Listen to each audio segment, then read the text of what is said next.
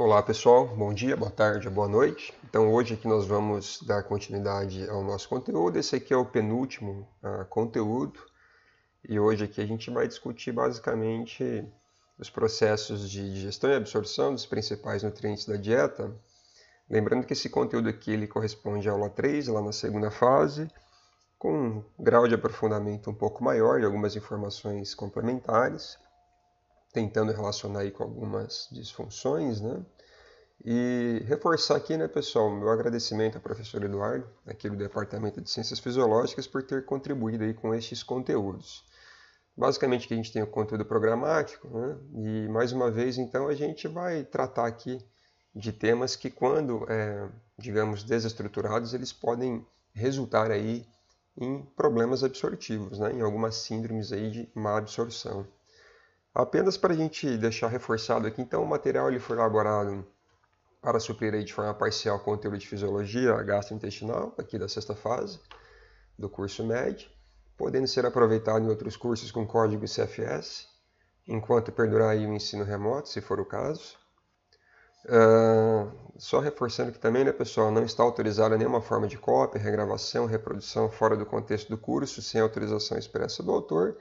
E, por fim, né, o conteúdo ele não visa substituir nenhuma leitura adicional que vocês podem encontrar aí nos livros-textos. Mais uma vez, como eu sempre repito aqui, qualquer bom livro-texto que tiver indicado no plano de ensino de vocês, ele pode suprir aqui tranquilamente o conteúdo que a gente está abordando aqui hoje. Só para que vocês tenham ideia, né, eu trabalhei com o capítulo 45 do Fisiologia Médica do Bórum e o capítulo 62 do Fisiologia aí da Margarida Aires, tá ok?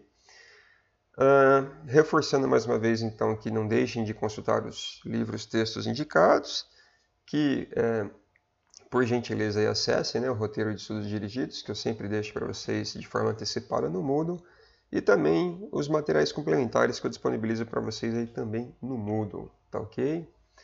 Como o conteúdo ele é bastante longo, normalmente eu tenho sugerido que vocês trabalhem com pausas, à medida que forem encontrando determinados slides de transição. Então, como vocês podem ver aqui hoje, a gente vai trabalhar com absorção e digestão de carboidratos, proteínas, lipídios, algumas vitaminas e minerais. Ok, pessoal? Então, sempre que encontrarem esse slide aqui, se for o caso, vocês podem fazer aí uma pausa. Basicamente, vocês verão que com base no que nós reforçaremos hoje em termos de processos digestivos e absortivos, qualquer disfunção que venha incorrer aí em um processo digestivo ou absortivo pode resultar, por sua vez, em má absorção, tá ok? Se vocês olharem aqui, por exemplo, a má digestão no lúmen está associada a prejuízo na hidrólise luminal ou da solubilização.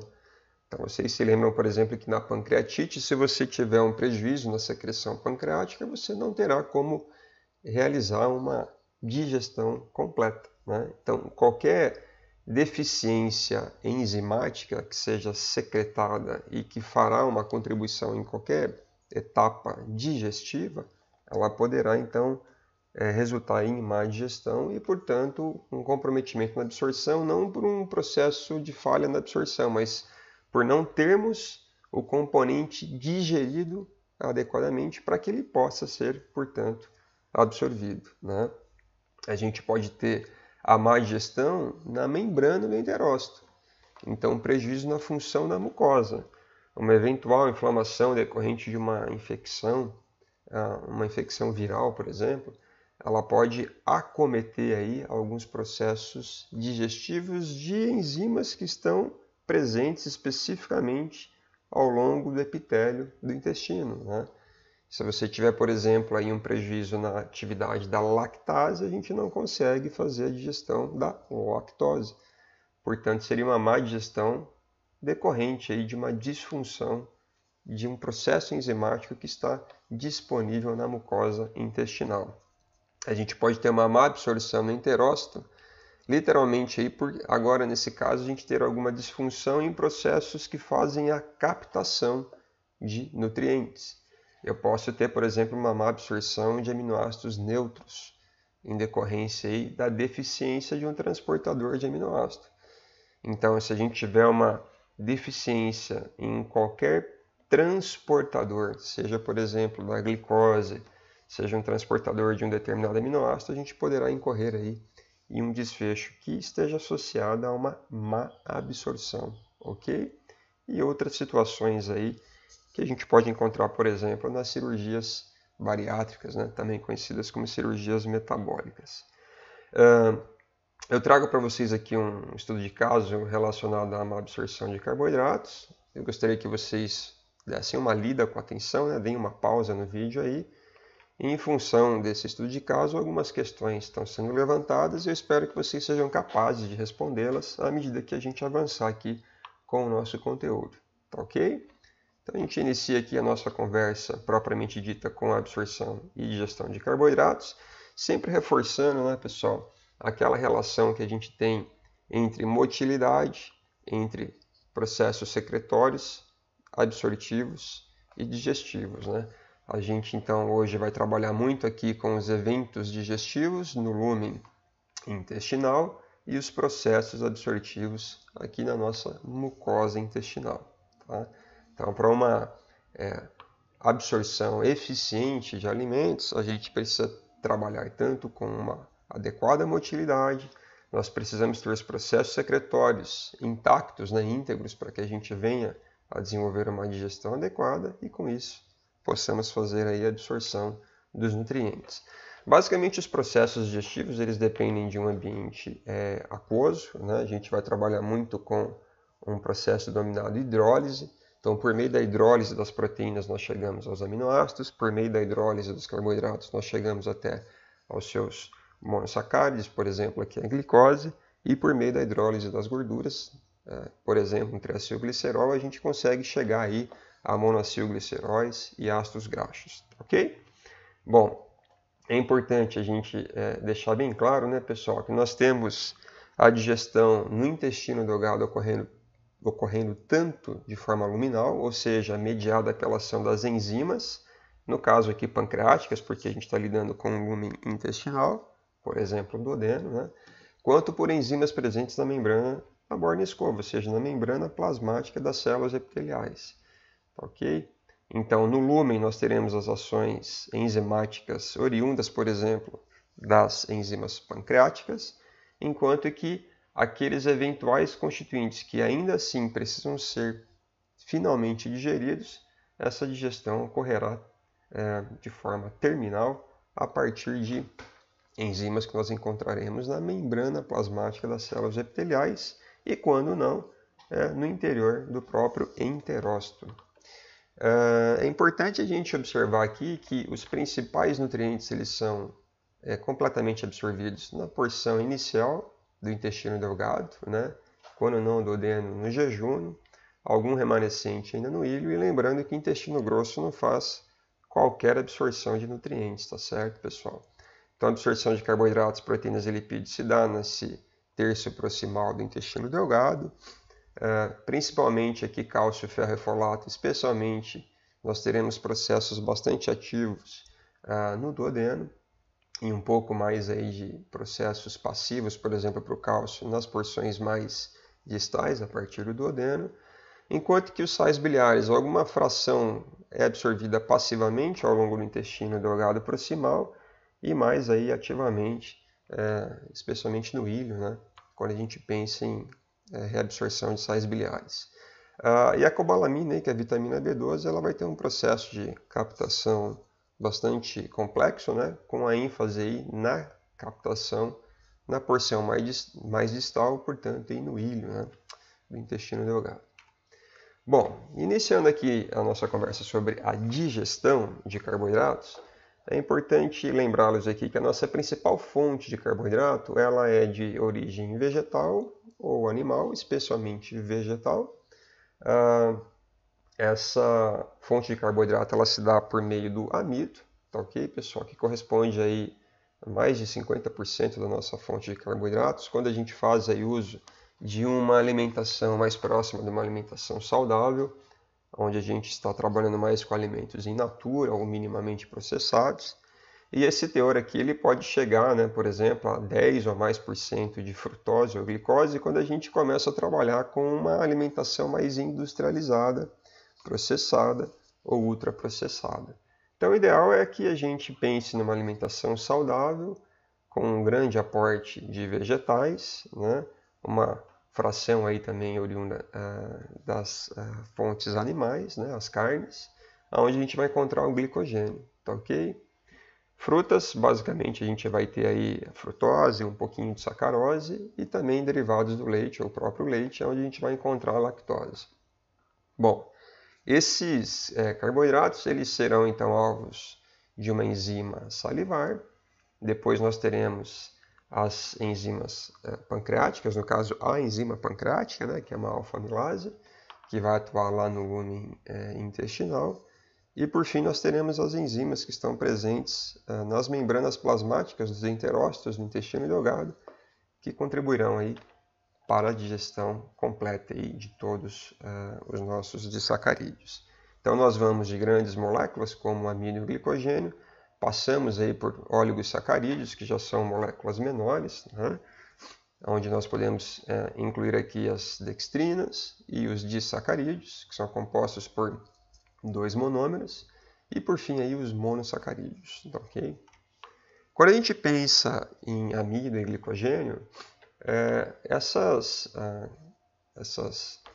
grandes moléculas, né, são moléculas bastante complexas e formadas aí por uma estrutura de moléculas ordenadas de glicose que pode ser denominada de uma cadeia mais linear, denominada de amilose, ou uma cadeia mais ramificada, que é a amilopectina. Quando a gente olha, por exemplo, para o amido de forma geral, então ele vai ter um predomínio de amilose em detrimento de amilopectina, embora se encontrem as duas configurações. Quando a gente vai para o glicogênio, a gente vai encontrar predominantemente a amilopectina, que é essa cadeia aqui bastante ramificada, onde a gente vai encontrar nessas ramificações uma ligação do tipo alfa 6. Então, em cada ramificação aqui, a gente tem uma ligação denominada tipo alfa 6, enquanto a gente olha aqui entre as ligações entre as glicoses aqui na amilose, a gente vai observar a ligação do tipo alfa 4. Quando a gente observa, por exemplo, algumas fibras de origem vegetal que nós não fazemos digestão, é basicamente porque elas estão orientadas por cadeias complexadas de carboidrato, onde as ligações das glicoses elas são definidas por uma ligação do tipo beta 4. Então a gente não tem nenhum aparato enzimático que consiga atuar em ligações beta 4, ok? Por isso que as celuloses, de maneira geral, elas não são digeríveis por seres humanos. Tá joia, pessoal? Mas é importante ressaltar que alguns componentes, né, que nós não somos capazes de digerir, alguns deles, não todos, são fermentados, né, são digeríveis por meio de bactérias que convivem em nosso intestino, predominantemente intestino grosso, e, portanto, obtemos aí normalmente alguns ácidos graxos de cadeia curta por meio da fermentação destas fibras dietéticas que nós não somos capazes de digerir aí com o nosso aparato enzimático endógeno, tá ok? Lembrando que aí a gente vai ter a configuração das fibras fermentáveis e não fermentáveis. As fermentáveis são aquelas que nós então não digerimos, mas as bactérias podem digeri-las e tem uma contribuição importante para aí a incorporação de ácidos graxos de cadeia curta, por exemplo. Isso a gente pode encontrar em alguns farelos, sementes com predomínio das pectinas. E terão aqueles que são não fermentáveis, ou seja, não são digeríveis por nós e tampouco pelas bactérias, ok? E nesse caso aí são alguns componentes ricos em grãos, cascas, que possuem ligninas e celulose, que tem uma contribuição importante para a formação e movimentação do bolo fecal, tá joia? Então, ambas as formas de fibras, sejam digeridas pelas bactérias ou não, elas apresentam os seus benefícios do ponto de vista biológico. Bom, iniciando aqui com a amilase salivar, então, ao iniciarmos o nosso processo digestivo de carboidratos, a gente tem que reforçar que As alfa-amilases elas são do tipo enzimas que atuam em ligações alfa-1,4, são endoamilases, portanto, elas atuam somente em estruturas centrais das nossas moléculas, seja de amilose ou de amilopectina. Perceba que a alfa-amilase, seja salivar ou pancreática, elas não atuam nas extremidades das moléculas, portanto a gente não consegue dissociar o monossacáride aqui nesse ponto. A gente não tem ação das alfa-amilases imediatamente após as ligações alfa-1,6, portanto em cada ramificação se cria uma nova ponta, né? Uma estrutura terminal onde as alfa-amilases elas não são capazes de atuar. Então, no exemplo dessa amilopectina, a alfa-amilase ela não atua na ligação alfa-6 e tampouco aí na ligação alfa-1,4 terminal, que seria este exemplo aqui, ou imediatamente após uma ligação alfa-1,6. Tá joia, pessoal? Então, se a gente fizer uma hidrólise nesse ponto aqui, a gente pode separar, por exemplo, essas três glicoses, que seriam equivalente a uma maltotriose. Ou se a gente tivesse, por exemplo, com essas duas pontas aqui, a gente teria uma maltose, né? Então, perceba que ao manter essas pontas aqui, a gente no máximo chega a disacarídeos, tá ok? Que seria, mais uma vez, o exemplo aqui da maltotriose e no caso aqui de uma maltose. Ao observarmos aqui uma amilopectina, vocês podem ver que essa configuração aqui, ela formaria, por exemplo, uma dextrina alfa-limite, tá joia? Ok, pessoal? Então isso é importante só para a gente dar continuidade aqui no nosso racional. Bom, uma vez que a gente então não consegue atuar nas extremidades das moléculas de amilose ou de amilopectina, então mais uma vez a gente não consegue chegar no monossacáride, a gente chega no máximo aí a um disacarídeo, a gente precisa contar agora com enzimas na borda escova que vão atuar sobre esses disacarídeos, né? Então, se nós observarmos aqui a lactose ela é oriunda então do leite, né, o derivado do leite, é um disacarídeo, é composto por uma molécula de glicose e outra de galactose, e a gente vai atuar fazendo a hidrólise da lactose por meio da lactase. Então, a lactase é uma enzima que está presente na forma transmembrana, aqui nos enterócitos, e ela atua, portanto, sobre a lactose, fazendo a digestão e a separação em uma molécula de glicose e outra de galactose. E nós veremos adiante aí que ambas, a glicose ou a galactose, elas são transportadas por um transportador do tipo Symporte cotransporte com o sódio, né? Isso a gente já viu, por exemplo, quando a gente trabalhou os processos de absorção de sódio, né? Agora, se a gente seguir aqui para uma maltotriose e uma maltose, a gente vai ter aqui uma enzima, que está disponível também na membrana celular do enterócito, que ela pode ser denominada de glicoamilase por alguns autores, ou de maltase. E ela atua, portanto, aqui sobre cadeias que estão entre 3, 8, 9 glicoses sequenciais, portanto são oligosacarídeos, né? E a gente consegue chegar às moléculas de glicose individualmente. E mais uma vez, né, nesse exemplo aqui, a glicose ela é cotransportada com sódio de uma forma Symporte por meio desse transportador SGLT1. A gente tem uma outra enzima aqui na membrana plasmática que ela é conjugada, ela é a sacarase e isomaltase acopladas. A sacarase, como o próprio nome aqui indica, ela vai atuar na digestão da sacarose, que é o nosso açúcar de cozinha, oriunda aí, por exemplo, da cana-de-açúcar ou da beterraba. E a sacarose ela é composta por uma molécula de glicose e outra de frutose. Enquanto a glicose ela vai ser captada pelo SGLT1, a frutose, oriunda da sacarose, será captada aí pelo GLUT5, que é o transportador de glicose tipo 5, né? A sacarase ela é seletiva para a sacarose, a lactase ela é seletiva para a lactose, enquanto que a maltase ela atua especificamente em interações alfa-1,4, né? Então as moléculas de maltotriose e maltose, enquanto a isomaltase, apesar dela atuar em maltotriose, maltose, ela é a única, né, seletiva para a clivagem aqui da ligação alfa-1,6. Então as dextrinas alfa-limites, elas são alvos da isomaltase, tá ok, pessoal? Que pode também aí atuar especificamente sobre as maltotrioses e maltose, tá joia? É importante ressaltar que a sacarase, embora não seja a especificidade dela, ela também pode atuar contribuindo aí para a digestão de maltose e maltotriose, tá joia? Muito bem. O que a gente pode observar aqui é que existe uma deficiência normalmente presente em populações de etnia não caucasiana, que está associada, aí, por exemplo, à intolerância à lactose, né?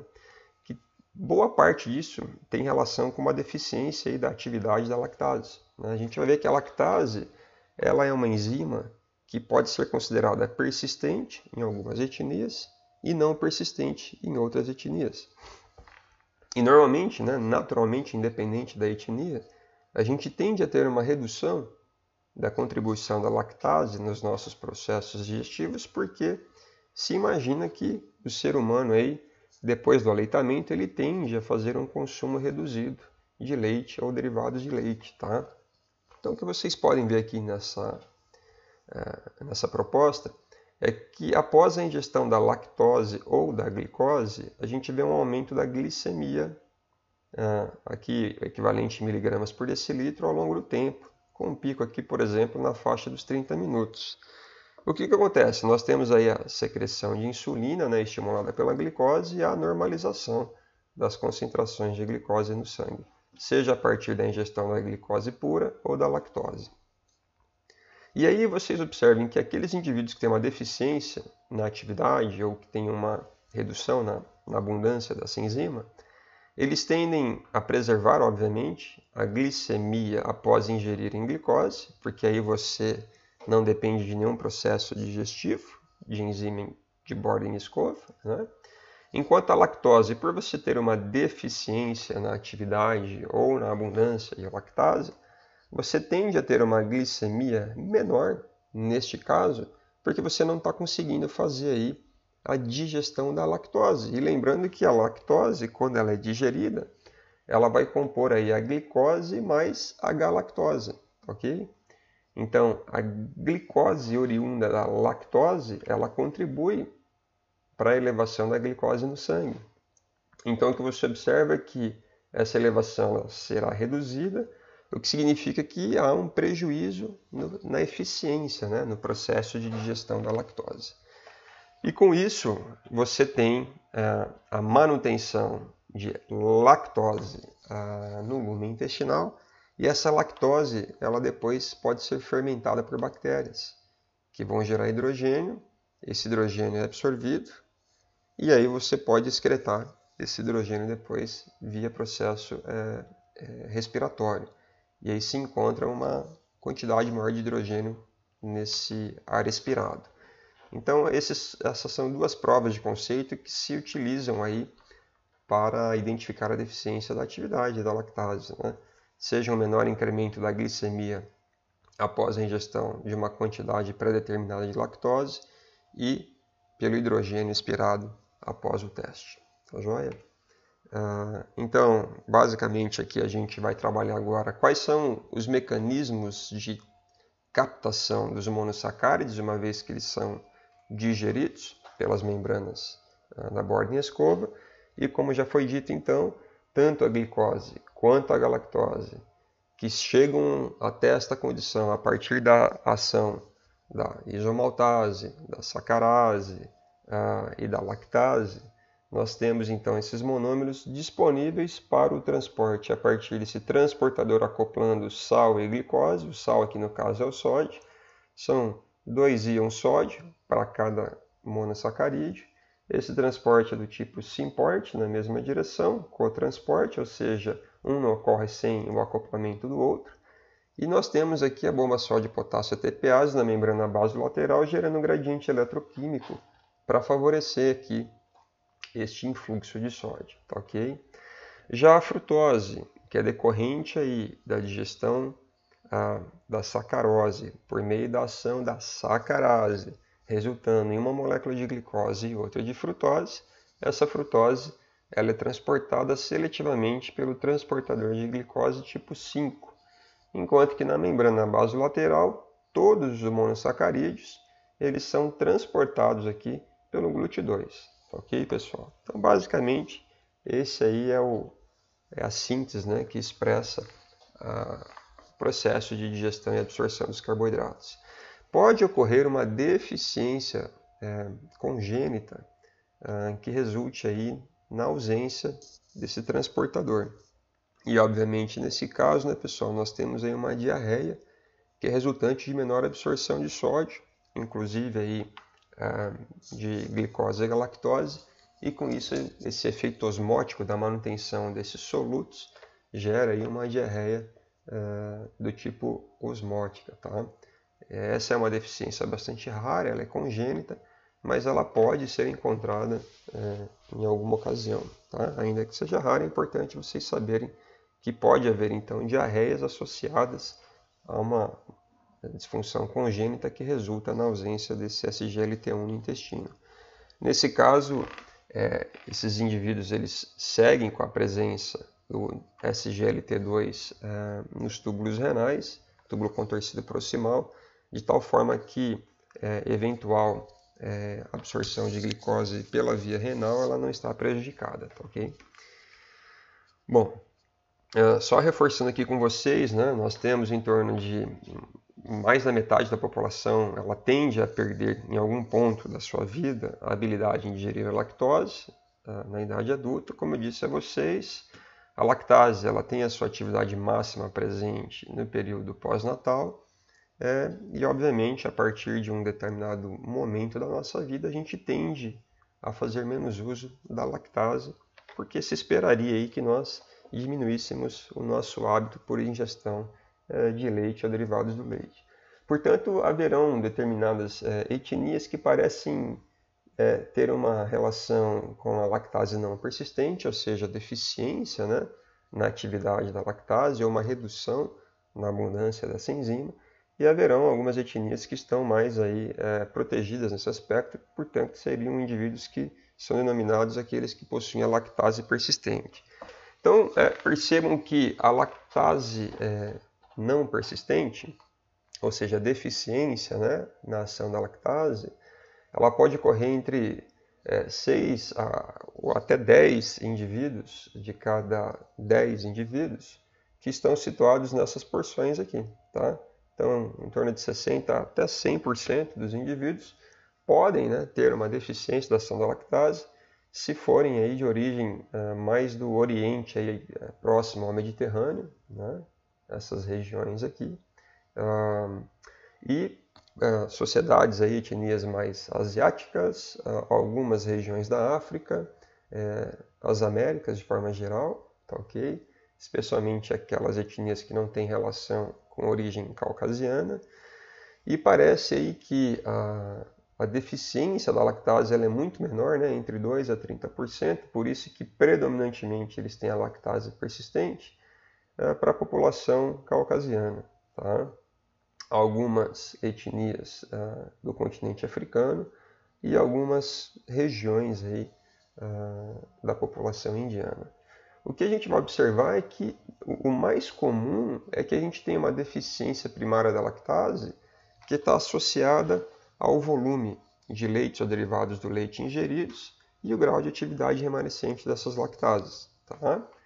Então, é dizer que para aqueles grupos que tendem a ter uma redução da atividade ou da abundância da enzima, à medida que eles mantêm o consumo de leite ou derivados do leite, eles podem vir aí a observar uma intolerância à lactose. Né? Já a gente teria uma deficiência secundária da lactase, que é mais resultado de lesões no intestino, como decorrentes de gastroenterites, diarreias persistentes, eventos quimioterápicos, outras injúrias aí da mucosa. E poderemos encontrar aí uma deficiência congênita da lactase, que é um caso mais raro, tá ok, pessoal? Então, de forma geral, aí, a deficiência primária da lactase ela é mais comum em indivíduos de etnia não caucasiana. Parece tender a ter uma relação maior com o sexo feminino, tá ok? E mais uma vez aí as populações orientais tendem a ter aí um predomínio bastante grande também dessa relação com a intolerância à lactose. Tá ok? Então, basicamente isso aqui é a retomada do estudo de caso, que vocês podem reler, e com essa breve conversa que nós tivemos aqui sobre os processos digestivos e absortivos de carboidratos, vocês já são capazes de responder aí todas essas questões aqui. Então, com relação à digestão e absorção de proteínas, vamos observar aí que isso guarda uma certa semelhança com o processo de digestão e absorção dos carboidratos. Tá? A semelhança aqui aos carboidratos é que, obviamente, as proteínas elas necessitam ser hidrolisadas a oligopeptídeos ou aminoácidos, né?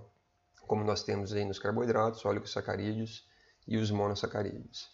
É importante a gente ressaltar que a ingestão de proteínas na nossa sociedade mais ocidentalizada, né, ela tende a ser bastante elevada. A gente tem uma demanda aí razoável entre 50 e 70 gramas de proteínas diária, e a nossa principal fonte de proteínas ela tende a vir também de vegetais, mas com predomínio bastante grande também de origem animal, né?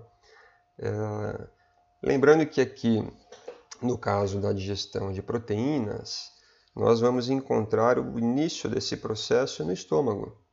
No caso da digestão dos carboidratos, esse processo ele já se inicia com a alfa-amilase salivar na boca, né?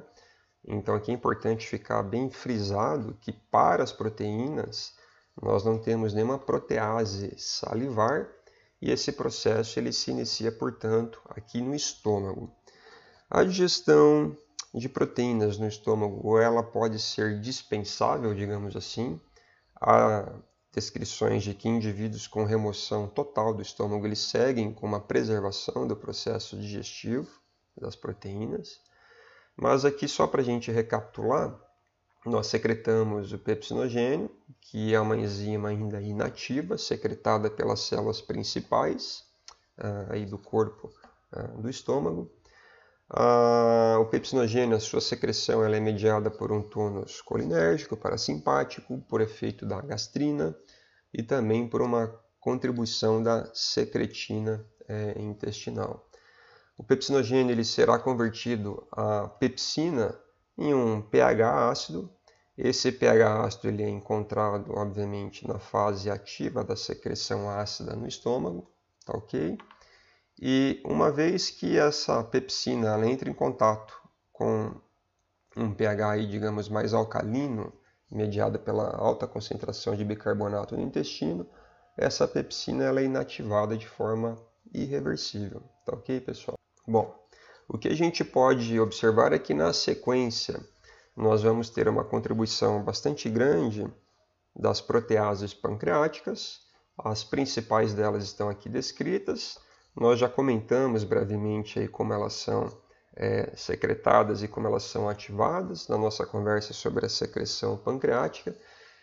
Mas relembrando aqui que o tripsinogênio ele vai ser convertido a tripsina por ação de uma peptidase que está presente na membrana plasmática dos enterócitos. E uma vez que essa tripsina esteja ativa, ela agora também converterá os demais hemogênios em enzimas ativas. Tudo bem, pessoal?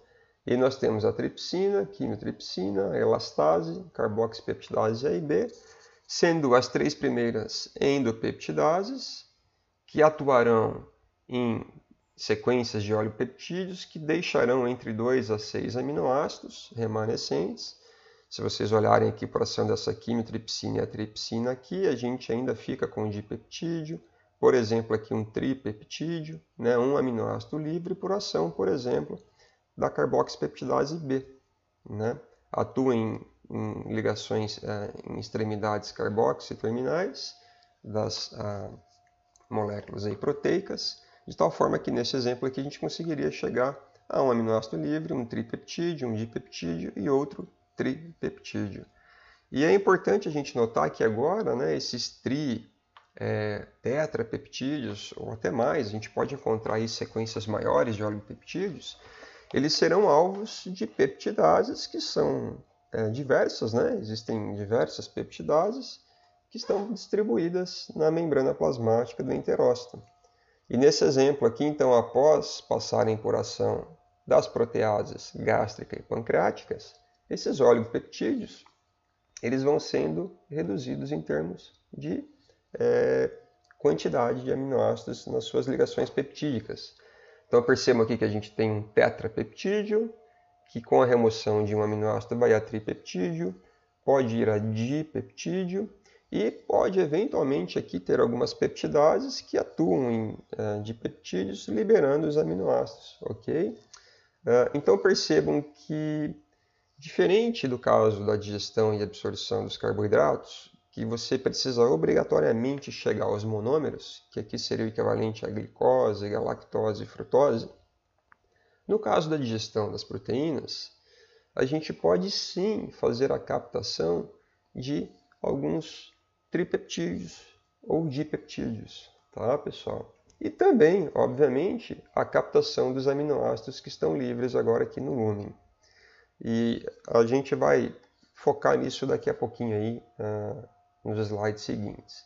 Agora eu queria chamar a atenção para vocês que nesse processo de digestão de proteínas, no período neonatal, né, digamos assim, após o nascimento, as células do epitélio intestinal elas podem absorver proteínas por endocitose. E de tal forma que a gente está fazendo a entrega, a apresentação de proteínas intactas, né, que estão passando aí, portanto, uma mensagem de imunidade ao recém-nascido, porque o recém-nascido, quando ele entra em contato com essas proteínas intactas, se forem proteínas oriundas, digamos aí, da mãe por meio do leite, ou à medida que esse bebê ele vai avançando e entrando em contato com alimentos semissólidos, essas proteínas elas permitem, portanto, que o bebê ele comece a montar as suas respostas imunológicas. Essas proteínas, a gente verá na sequência, elas podem fazer parte aí do processo de apresentação de antígenos e a maturação de uma resposta imunológica aí adquirida, tá ok? Essas proteínas intactas elas são captadas por volta de até o 6º mês de vida, que é uma fase onde o aleitamento materno está predominando. Lembrando que muitas crianças elas deixam de ter o aleitamento materno já ali no 1º mês neonatal, pelo fato de algumas mães não conseguirem produzir leite de forma suficiente. Por isso que eu comento que eventualmente você pode ter contato com proteínas que não são oriundas aí, portanto, do aleitamento materno, né? Esse processo ele tende a interromper naturalmente por volta do 6º mês de vida, mas ele pode ser, digamos assim, antecipado, né, por ação de alguns hormônios, por exemplo, por ação dos corticoides. E vocês sabem que os corticoides eles tendem a ser bastante comuns na vida do bebê nesse período pós-natal, em função de algumas infecções que eles podem estar sujeitos e aonde o corticoide ele vem a ser aí uma medicação padrão, né? Como uma ação anti-inflamatória, digamos assim, só para que vocês tenham uma ideia. Aqui, se a gente fizer uma comparação de um processo de fagocitose, né, entre um enterócito e uma célula M, que faz parte ali das placas de Peyer, que são tecidos linfóides disponíveis ali na nossa mucosa intestinal, percebam que o enterócito ele pode eventualmente aí, captar proteínas de forma íntegra e mantê-las assim, tal qual, na face basolateral da célula, né? Então, para esse exemplo aqui de 3.200 nanogramas de proteínas, em torno de 10% dessas proteínas podem trafegar aí por esse enterócito na forma intacta, e aqui na membrana basolateral elas estariam sujeitas também a uma resposta imunológica, né?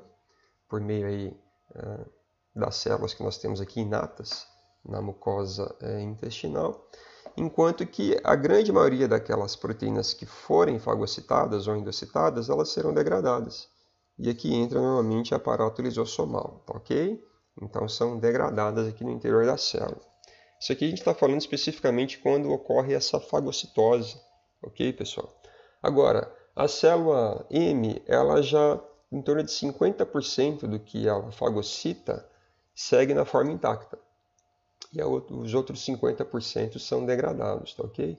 Então isso mostra como essa aqui é uma célula que especialmente está mais devotada aí à entrega de antígenos, digamos assim, para que a gente possa mediar as respostas inatas e adquiridas associadas ao que nós ingerimos ao longo da nossa vida, tá ok? Bom, aqui como eu comentei com vocês, diferentemente do processo de absorção de carboidratos, nós temos um transportador do tipo Symport, que acopla prótons de hidrogênio para a captação aí de peptídeos, no caso tripeptídeos, dipeptídeos, tá ok? E se lembrem que a gente conversou no nosso conteúdo anterior, que nós tínhamos uma captação de sódio que era acoplado a um cotransporte antiporte, né, protonado, e esse processo de absorção de sódio ele estava associado à alcalinidade dessa fase intestinal ativa. Então, só para recordar aqui, né, pessoal, que nós temos a captação de sódio acoplada aqui, por exemplo, neste caso, por uma via indireta, onde nós temos também a captação aqui de tripeptídeos e dipeptídeos, tá ok? Então, esse trocador aqui ele permite essa reciclagem e corrobora para a captação do sódio e, neste caso aqui, para dipeptídeos e tripeptídeos. Alguns dipeptídeos contendo prolina, né, são um dos poucos dipeptídeos que resistem aí à hidrólise de peptidases intracelulares. Porque uma coisa que eu não comentei com vocês é que esses tripeptídeos e dipeptídeos que são captados por esse processo protonado, eles são alvos agora de peptidases citosólicas, tá ok, pessoal? De tal forma que a gente chega invariavelmente nos aminoácidos, como monômeros. Então vocês podem ver aqui que no interior do enterócito nós vamos sempre ter peptidases que vão finalizar aqui o processo digestivo desses eventuais peptídeos que foram captados em uma forma mais complexada. E na membrana basolateral nós teremos transportadores específicos aí para a retirada desses aminoácidos. Esse transportador protonado, que permite a entrada de dipeptídeos e tripeptídeos, ele também é um carreador para algumas drogas, tá ok? Então as cefalosporinas, por exemplo, as orais, elas fazem uso desse transportador para que sejam carreadas até a circulação. Então, esse é um transportador que eu recomendo que eventualmente vocês deem uma atenção a esse trabalho aqui, porque vocês certamente vão ouvir falar aí de fármacos que são utilizados na via oral e que podem fazer uso, portanto, de determinados carreadores para que tenham acesso à circulação. E esse PEPT1, que é o nome dado a esse transportador protonado para ditripeptídeos, ele, portanto, pode ser um carreador de algumas drogas, alguns antibióticos, alguns antirretrovirais aí, tá? Muito bem, nós temos agora, para lidar com a captação dos aminoácidos, nós temos um aparato um pouquinho mais elaborado, onde vocês verão que nós temos tanto transportadores para aminoácidos, se a gente imaginar o lúmen intestinal aqui, então nós passamos pela ação das proteases gástrica, pancreáticas e eventualmente algumas peptidases na borda e escova e chegamos aos aminoácidos. Esses aminoácidos livres no lúmen intestinal, eles podem ser do tipo neutros, catiônicos ou aniônicos. Então nós vemos aqui aminoácidos neutros, aminoácidos catiônicos e aminoácidos aniônicos, onde os transportadores eles serão seletivos para determinados aminoácidos neutros, catiônicos e aniônicos, e ainda podem ser dependentes do acoplamento com sódio ou independentes do acoplamento com sódio. Tá ok, pessoal? Então existe uma grande diversidade de transportadores que podem ser mais seletivos para aminoácidos neutros, catiônicos ou aniônicos e ainda dependerem de um acoplamento com sódio ou não. E na membrana basolateral, esse padrão ele pode ser bastante semelhante também. Você pode encontrar transportadores que dependem do acoplamento com sódio ou independem do acoplamento com sódio. e podem ser específicos aí para aminoácidos neutros, catiônicos ou aniônicos, tá ok? É importante lembrar que uma pequena fração de aminoácidos ele pode ser captado da circulação para o enterócito, mas é uma fração pequena, o que resulta aí num transporte bidirecional. Em linhas gerais, os aminoácidos que os enterócitos fazem uso são os próprios aminoácidos obtidos aqui do processo digestivo e absortivo, tá ok? Aqui a gente tem uma planilha onde eu coloco para vocês a classificação desses transportadores, os aminoácidos que eles transportam, a localização, se é predominantemente observado na membrana basolateral ou na apical, e se são dependentes ou não aí do cotransporte com sódio. Tá joia? Bom, aqui nessa etapa onde a gente trabalha um pouco com a absorção dos aminoácidos, é possível encontrar algumas disfunções que resultam numa má absorção de alguns aminoácidos. Por exemplo, nessa doença de Hartnap, a absorção de aminoácidos neutros, não todos, né, ela pode ser aí prejudicada em função da ausência desse transportador. Então, se vocês olharem aqui para a fenilalanina, a ausência do transportador específico para esse aminoácido, que é um dos aminoácidos neutros, pode resultar em menor quantidade de fenilalanina na circulação para aqueles indivíduos, portanto, que expressam a deficiência nesse transportador. Agora, é importante vocês observarem que os casos para que se observe a deficiência da fenilalanina tem que ser bastante contundentes. Por quê? Porque existem algumas combinações de tripeptídeos, dipeptídeos, que levam a fenilalanina conjuntamente. De tal forma que essa absorção, que seria prejudicada pela ausência do transportador seletivo, ela é compensada pelo uso daquele PEPT1, que vai estar carreando, portanto, alguns dipeptídeos, alguns tripeptídeos, que na sua configuração levam a fenilalanina. Tá ok, pessoal? Por isso é bastante importante aí considerar que quando aparece a sintomatologia para essa doença de Hartnap, é quando de fato aí você tem uma deficiência bastante persistente.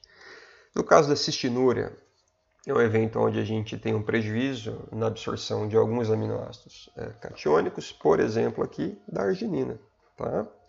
Então os indivíduos que não possuem esse transportador de forma abundante, eles terão uma menor aí capacidade de incorporar a arginina na circulação. Agora, mais uma vez, isso pode ser compensado via captação dos oligopeptídeos pelo PEPT1, né? Nas condições em que os oligopeptídeos eles estiverem conjugados também com a L-arginina. Tá joia? Então, basicamente, essa é a nossa proposta aí para digestão e absorção de proteínas. Percebam que guarda bastante semelhança ao processo de captação e digestão dos carboidratos, a exceção aí no caso de que nos carboidratos a gente precisa obrigatoriamente chegar até os monômeros, enquanto que nas proteínas a gente pode aí ter um processo de captação de oligopeptídeos que depois serão digeridos por peptidases citosólicas. Muito bem. Agora, indo para a digestão e absorção de lipídios ou gorduras, nós veremos que não há tanta semelhança assim, tá ok? Especialmente quando a gente chegar ali na fase intestinal. Então, primeiramente, eu gostaria de reforçar com vocês aqui algumas estruturas lipídicas que nós encontramos. A principal forma de ingestão das gorduras é na forma do triacilglicerol, que, como vocês podem ver aqui, é a conjugação de um glicerol com ácidos graxos, né? Aqui provavelmente deve ser um ácido palmítico, aqui um palmitoleico. Vocês veem que esse aqui são ácidos graxos saturados, esse aqui é um monoinsaturado, onde há uma dupla ligação entre dois carbonos. E quando a gente pensa em lipídios, a gente pode considerar também o diacilglicerol e o monacilglicerol, né? Sendo o diacilglicerol um glicerol conjugado com dois ácidos graxos, e, no caso do monacilglicerol, há um único ácido graxo. Tá? Aqui nós temos um fosfolipídio, um glicerofosfolipídio, por exemplo, a fosfatidilcolina, onde nós vemos dois ácidos graxos, glicerol, grupo fosfato, E aqui, com a remoção de um ácido graxo, a gente poderia ter aí a lisofosfatidilcolina, tá? Bom, nós temos aqui um colesterol livre e aqui um éster de colesterol, conjugado a um ácido graxo. Então, normalmente, pessoal, o que a gente faz em ingestão está esterificado. Então, o triacilglicerol, a gente pode ingerir o diacilglicerol, a gente pode ingerir o monacilglicerol, né? Mas predominantemente o que a gente come como fonte de gordura é o triacilglicerol. A gente pode ter em torno de 70, 80, até 90% da nossa dieta constituída de triacilglicerol como fonte de gordura. Os fosfolipídios eles estão presentes nas membranas plasmáticas das células. Então, quando a gente se alimenta, a gente também está ingerindo bastante membrana plasmática e aí pode ter em torno de 5 a 10% de fosfolipídio nessa fonte de gordura. E a nossa menor fonte de gordura é a de colesterol, que normalmente pode ser o éster de colesterol na sua forma mais abundante, aí, tá ok? Bom, em termos de saturação e insaturação, a gente pode dizer que onde a gente tem uma única ligação entre os carbonos, a gente está lidando com uma molécula saturada, e quando a gente tem uma dupla ligação, a gente tem uma insaturação.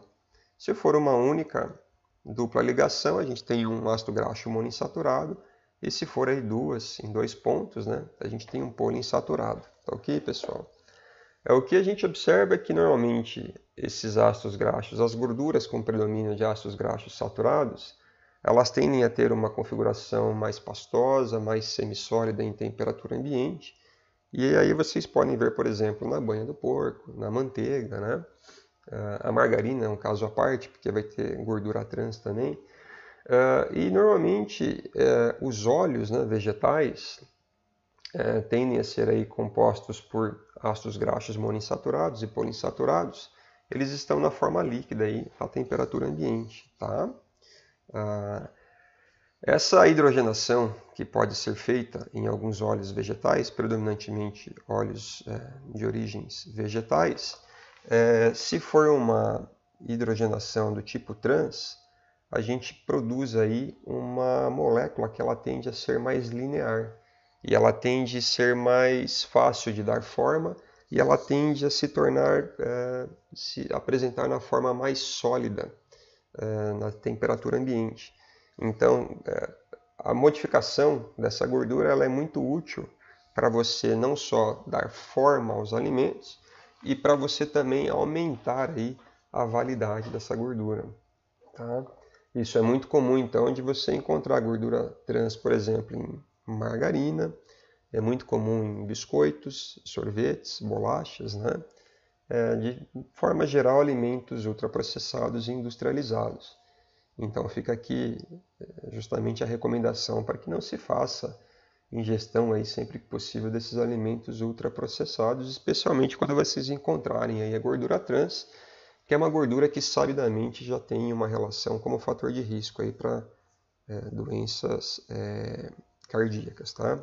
Especialmente aí a aterosclerose.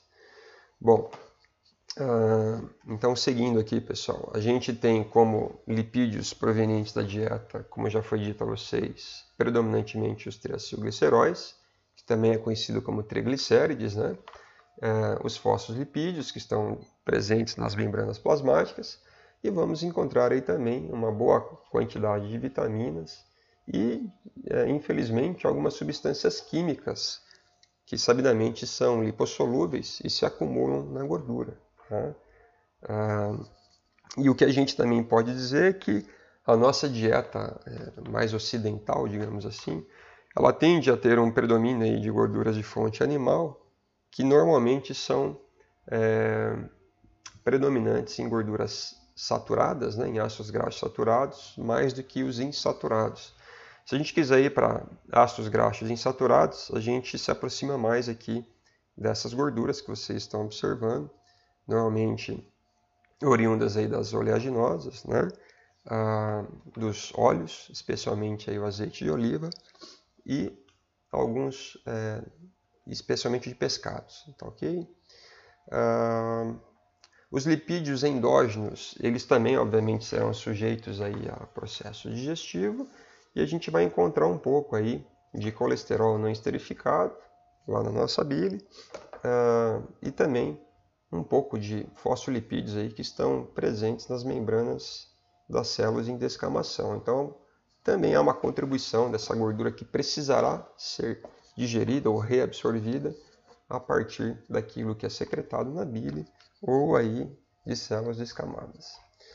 Bom, todo o processo de digestão das gorduras já pode ser aí, de certa forma, antecipado ou auxiliado por meio da emulsificação dos alimentos. Então, a emulsificação nada mais é do que a mistura dessa fase, digamos, lipídica com uma fase aquosa, né? Então, a gente já pode iniciar a emulsificação por meio do aquecimento dos alimentos, do cozimento. Se vocês imaginarem, por exemplo, um preparo de costela, né, uma carne de panela, por exemplo. Quando vocês estão com esse alimento aquecido, a gente tem a gordura emulsificada, portanto a gente não consegue observar com grande nitidez a configuração dessa gordura. Contudo, quando esse alimento ele resfria, vocês veem a capa de gordura que é formada, né? E ali fica claro para vocês que a gente está lidando com uma gordura saturada, tá ok? Não que a gordura saturada ela seja ruim em todo sentido. Nós, na verdade, ingerimos normalmente as gorduras saturadas de origem vegetal e animal, elas são bem-vindas, né? Aqui o grande problema é a quantidade, especialmente quando a gente vai para as gorduras trans, né? Que aí já passa por um processamento da indústria. Então essa emulsificação ela já ocorre com o aquecimento, com a mistura, e se você estiver pensando num alimento ultraprocessado, essa emulsificação ela já está presente ali no alimento como um todo, ok? Agora, obviamente, a gente pode trabalhar mais a emulsificação por meio da mastigação e por meio das contrações que são observadas, especialmente no antro do estômago e aí nos peristaltismos duodenais, que são retrógrados, né? Fazendo sempre aí uma mistura, aí, colocando o quimo em contato com os pacotes enzimáticos. Bom, aqui para a digestão das gorduras, a gente já pode observar a presença de algumas lipases já na saliva, né? Então a gente tem a lipase lingual, a lipase faríngea e a lipase gástrica. Todas elas têm uma atividade máxima aí na faixa de um pH de 4 e são resistentes à digestão pela pepsina. Então todas elas contribuirão de alguma forma para a digestão inicial das gorduras, atuarão ali até a fase gástrica e serão depois inativadas pela alcalinidade encontrada nas secreções pancreáticas, tá ok? É importante ressaltar que no período pós-natal, os recém-nascidos eles já possuem essas 3 lipases de forma relativamente robusta, embora também é possível encontrar lipases no próprio leite materno, tá joia?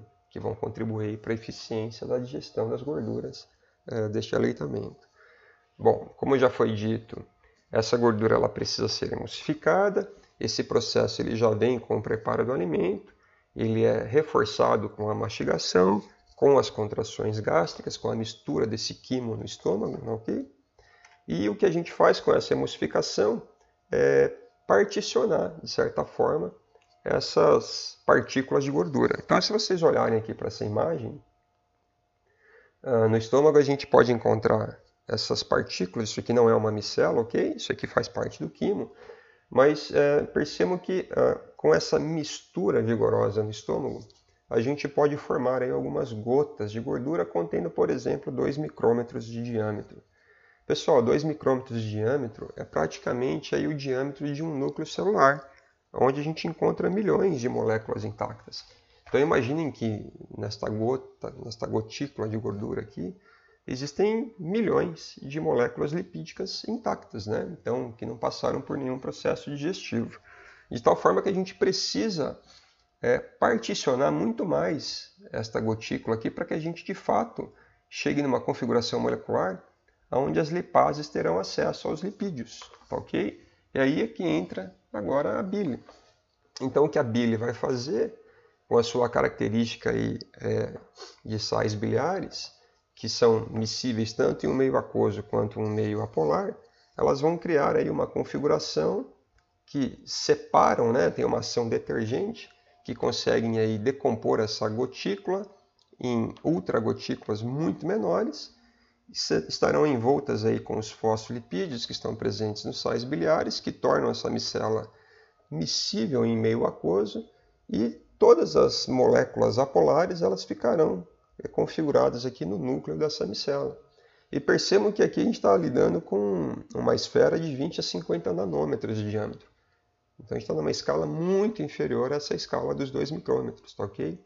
De tal forma que nessa configuração molecular a gente vai conseguir dar acesso aí às lipases pancreáticas. Tudo bem, pessoal? E o que se faz aqui também é aumentar muito a área de superfície, né?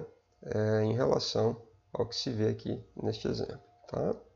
Então, o que vocês podem notar aqui é que, uma vez que nós tenhamos a contribuição dos sais biliares fazendo a emulsificação dessas gotículas de gordura, disponibilizando as micelas numa configuração molecular muito mais acessível, nós teremos as lipases podendo atuar em cada uma dessas micelas.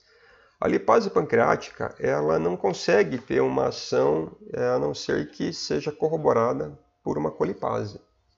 Então, essa colipase ela é secretada na forma inativa como procolipase, a tripsina ativa como colipase, e essa colipase o que ela faz basicamente, pessoal, é ancorar.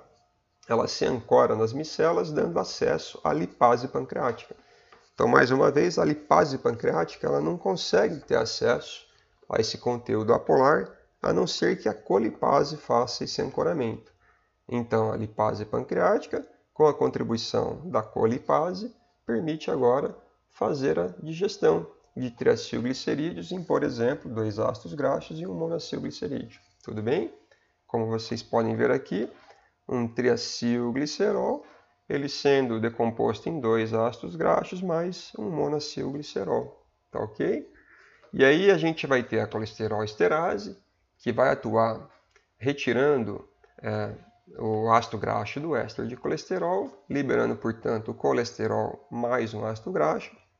E quando a gente pensa em fosfolipases, né, a fosfolipase ela vai atuar em fosfolipídios, retirando um dos ácidos graxos e mantendo aí um lisofosfolipídio, por exemplo. Tudo bem? E aí, uma vez que a gente chega nestes monômeros, então os ácidos graxos, que são encontrados em diferentes comprimentos, né, ácidos graxos de cadeia média, longa, a gente vai ter aí, mais uma vez, os lisofosfolipídios, o colesterol per se, enfim.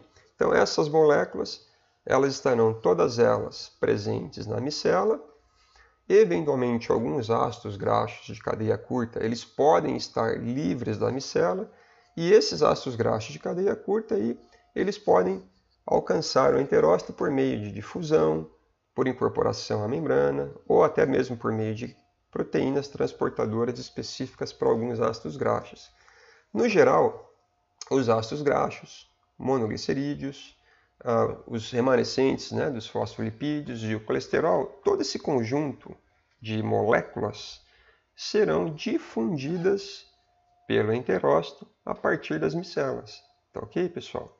Uma pequena fração desses sais biliares poderão ser reabsorvidos de forma passiva, mas a grande parte deles serão depois reabsorvidos lá no íleo. Tá ok? Bom, é importante ressaltar que existe aparentemente um transportador também para colesterol. Esse transportador ele já tem uma nomenclatura aqui, que é NPC1L1, e sabendo-se disso, né, também já existem aí fármacos que atuam inativando esse transportador, o ezetimibe é um deles, onde se espera que quando a contribuição da hipercolesterolemia seja por fontes dietéticas, você reduza aí essa disfunção, atenuando a capacidade que o organismo tem de promover a absorção. Tá ok? Como eu já disse para vocês, aí alguns ácidos graxos de cadeia curta e também o glicerol, que ele é aquoso, né? Ele é polar, eles podem se difundir diretamente no sistema circulatório, portanto, a gente pode encontrar um pouco de ácidos graxos de cadeia curta e glicerol no sistema porta. Diferentemente, para os demais monômeros, todos eles serão agregados num quilomicron e vão depois drenar aí por um sistema linfático, que é o que a gente vai ver agora, ok? Então percebam que uma vez que nós temos a absorção desses monômeros, todos eles serão reesterificados no retículo endoplasmático liso.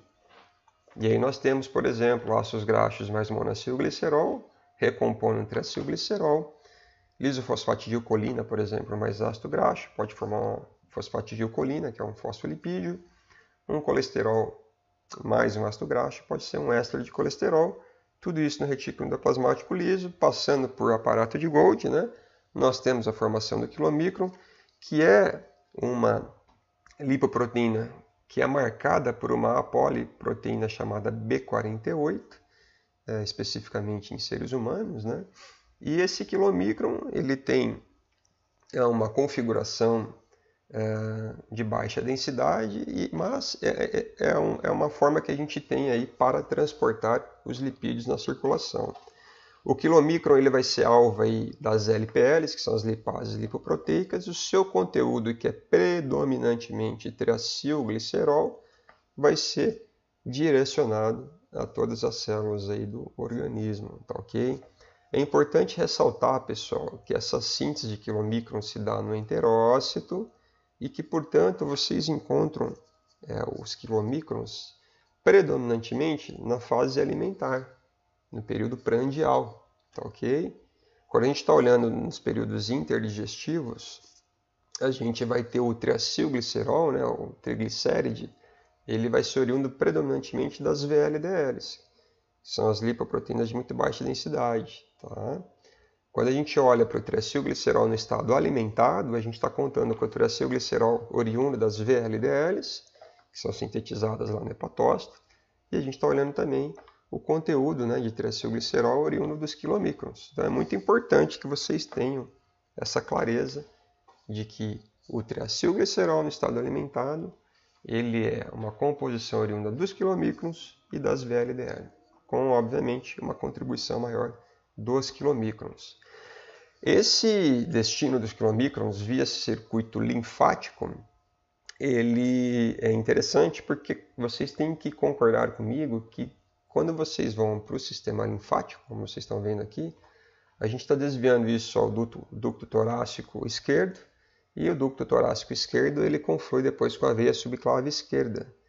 E a gente vai passar pela circulação pulmonar e depois para a circulação sistêmica. Com isso, foi dado tempo suficiente para que esses quilomicrons aqui sejam esvaziados. E aí a gente não sobrecarrega o fígado de gordura, tá? Preste atenção que quando vocês observam aí o sistema porta, ele tem uma abundância muito grande de glicose e de aminoácidos, porque esses monômeros eles são absorvidos pelo circuito circulatório e drenam ali para o sistema porta. Já as gorduras não. As gorduras elas são desviadas do sistema porta, à exceção de alguns poucos ácidos graxos, como eu comentei aqui com vocês, né? E com isso a gente encaminha esse conteúdo de lipídios a todas as células do organismo, de tal forma que o quilomicron, quando ele chega ali o remanescente do quilomicron no fígado, ele já está praticamente esvaziado e ele vai ser reconfigurado, tá ok? Então basicamente isso daí é o processo de digestão e absorção das gorduras. Caminhando aqui para os nossos finais, né, nós temos aqui a absorção de vitaminas e de minerais. Obviamente que a gente não vai ter tempo aqui suficiente para trabalhar um por um. De forma geral, as vitaminas que são lipossolúveis, elas normalmente acompanham essa absorção de transporte de lipídios, normalmente acompanham as micelas, tá ok? E existem algumas situações que, obviamente, podem resultar em má absorção de vitaminas, né? Especialmente aqui no caso da cirurgia bariátrica, a gente pode ter um prejuízo na absorção de vitamina B12, pela ausência ali do fator intrínseco, né? Se for uma cirurgia que remove o estômago. Alguns fármacos que inibem a digestão de triacilglicerol, como o Orlistat, tá? Porque normalmente algumas vitaminas elas estão associadas moléculas lipídicas, né? Portanto, se você prejudica a captação aí de colesterol, você pode também estar prejudicando a captação de algumas vitaminas. Alguns fármacos que também interagem com sais biliares e tiram um pouco do efeito de emulsificação desses sais biliares. A própria redução dos sais biliares por alguma disfunção hepática, né, pode levar a deficiência de absorção de vitaminas, entre outros casos. Ok, pessoal? Bom, então, falando rapidamente aqui do folato, né, o folato ele é proveniente da dieta, normalmente dieta à base de carnes, né, dieta animal, e ele precisa ser hidrolisado por enzimas presentes na membrana antes, né, e então ele é absorvido por um trocador aniônico. Eu não vou entrar em detalhes aqui, mas basicamente o que vocês notam é que existe uma peptidase que vai fazer a hidrólise desta molécula que contém o folato, e com isso agora o folato ele pode ser captado por um transportador antiporte, cotransporte, né, aniônico, e depois no interior desse enterócito, esse folato ele vai ser captado pela membrana basolateral por um transportador que ainda não é bem esclarecido. A questão é que o folato, né, o ácido fólico, ele é essencial para a síntese de RNA, DNA e até de alguns aminoácidos que são requeridos aí no processo de divisão celular. Portanto, ele tem uma demanda altíssima no período aí do desenvolvimento fetal, por isso que as gestantes é recomendado que se tenha um reforço da ingestão de ácido fólico. E como vocês podem ver aqui, o processo de divisão celular ele é um processo que demanda muito RNA e DNA, e que, portanto, a deficiência do folato, uma vez que prejudique a proliferação celular, pode resultar em uma chamada aqui hemácia megaloblástica, né? Uma hemácia, digamos, hipertrofiada. E você pode também ter problemas no fechamento do tubo neural, tá ok? Quando ocorre aí a deficiência de folato. O tubo neural ele depende de um processo de proliferação celular muito abundante, onde o folato ele vai ser mais do que necessário. Tá? Indo aqui para a vitamina B12, a gente pode conhecê-la como cobalamina. A vitamina B12 ela precisa de uma interação com uma proteína que ela é mais miscível em meio aquoso. Então percebam que a cobalamina aqui ela vai ser dissociada do alimento ao qual ela vem conjugada, né, por meio da ação aqui da pepsina e da acidez. E aí a cobalamina, né, a vitamina B12, ela vai se associar a uma proteína chamada aptocorrina. Tá, essa aptocorrina aqui ela é miscível em água, ela faz a interação com a vitamina B12, e o fator intrínseco que é secretado aqui pelas células parietais, ele é resistente à ação das pepsinas e acompanha. Ele vai trafegar junto aqui com essa composição cobalamina e aptocorrina, tá ok? É importante ressaltar que um pouco de vitamina B12 pode chegar juntamente com a bile até o duodeno. E agora aqui, né, por ação aqui das proteases, essa aptocorrina ela vai ser dissociada da cobalamina e agora sim, por fim, o fator intrínseco ele vai interagir com a cobalamina. E esse complexo aqui, fator intrínseco cobalamina, ele vai ser reconhecido por um receptor de fator intrínseco no intestino, né, pelas células epiteliais mais distais. A gente já está falando aqui de porção ileal. E isso aqui resulta numa endocitose desse complexo. E uma vez no interior da célula, parte desse material ele vai ser ação de enzimas lisossomais, e a dissociação dessa vitamina B12 vai ser agora conjugada com uma proteína, e a vitamina B12 agora pode ser direcionada aí às células de toda a parte do organismo, e em parte também ser estocada aí no fígado, ok? Lembrando que a deficiência de fator intrínseco está associada aí à anemia perniciosa, né? Já que a vitamina B12 ela é fundamental aí também para a síntese de hemácias. Tá joia, pessoal? A vitamina B12 também ela pode ser um cofator para os processos requeridos aqui por dependência do ácido fólico. Então, quando há deficiência de vitamina B12, pode ser observado também alguns desses desfechos aqui. Tá ok? Bom, cálcio. O cálcio, ele, de forma geral, é absorvido de forma passiva pela via paracelular ao longo de todo o intestino delgado. mas especialmente ali no duodeno, a captação de cálcio ela pode ser reforçada por ação da vitamina D, né? Então a vitamina D é um hormônio lipossolúvel, ela vai interagir com receptores nucleares, e uma vez aqui no núcleo, a vitamina D receptor vai formar uma complexação que equivale a um fator de transcrição que vai regular a transcrição de genes. Nesse caso aqui, predominantemente, o que a vitamina D faz é aumentar a abundância dessa proteína carreadora, chamada calbindina, e esse transportador seletivo para cálcio, né? Então, esse canal ele permite o influxo de cálcio. Uma vez no interior do enterócito, a calbindina ela vai ser a carreadora do cálcio, de forma que evita a precipitação do íon cálcio. E na membrana basolateral nós teremos dois tipos de processos, né? Uma bomba sódio-cálcio, que faz um transporte antiporte, e aqui um outro antiporte protonado, né? Que permitem a captação desse cálcio agora para a circulação. Tá ok, pessoal?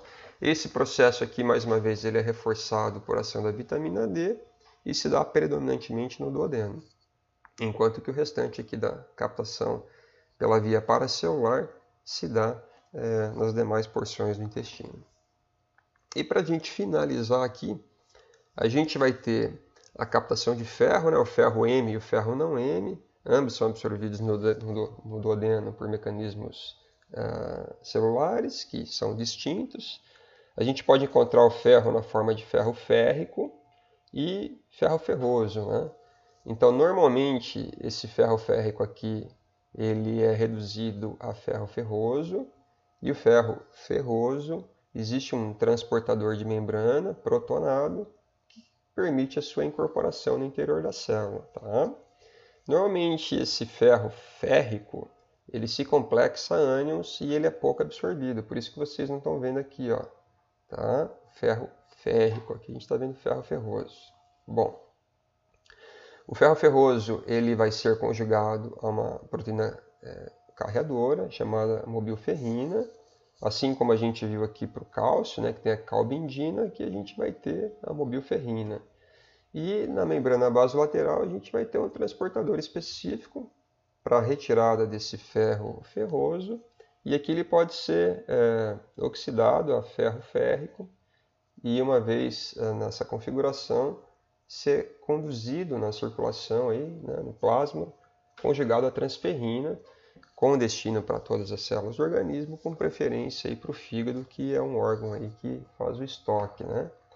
Já o ferro oriundo da porção M, ele vai ser captado por um processo ainda não tão bem esclarecido. Uma vez aqui no interior do citosol, se eventualmente tem a configuração férrica, ela vai ser reduzida ao ferroso. Nós temos também a biliverdina, que será convertida a bilirrubina aqui no enterócito, né? Parte dessa bilirrubina depois comporá a bile. E, enfim, mais uma vez aqui, uma vez que a gente chega nessa configuração, o processo ele ocorre igual para o que a gente observou do ferro que vem aí, do ferro não M. Tá ok, pessoal? O que pode ser comentado aqui? A vitamina C, ela reduz o ferro férrico em ferroso, portanto, ela auxilia na captação aí, na eficiência da absorção de ferro, e parece aí que os taninos que estão presentes em alguns chás podem tornar o ferro mais insolúvel e prejudicar a absorção de ferro. São informações aí que valem a pena a gente ter em mente, né? Bom, de forma geral, então, o que a gente trabalhou com vocês aqui foi a digestão dos carboidratos, proteínas e das gorduras. Eu acho que mais ou menos ficou bem claro para vocês aqui os processos, né, pessoal? Só reforçando que no caso dos carboidratos, a gente tem que chegar aos monossacarídeos. No caso das proteínas, alguns peptídeos podem ser carreados e depois no enterócito chegarão a aminoácidos. Enquanto aqui que para as gorduras, né, de forma geral, a gente tem todos na forma de monômeros também sendo absorvidos. Eu agradeço a atenção de vocês e nos vemos até o próximo conteúdo.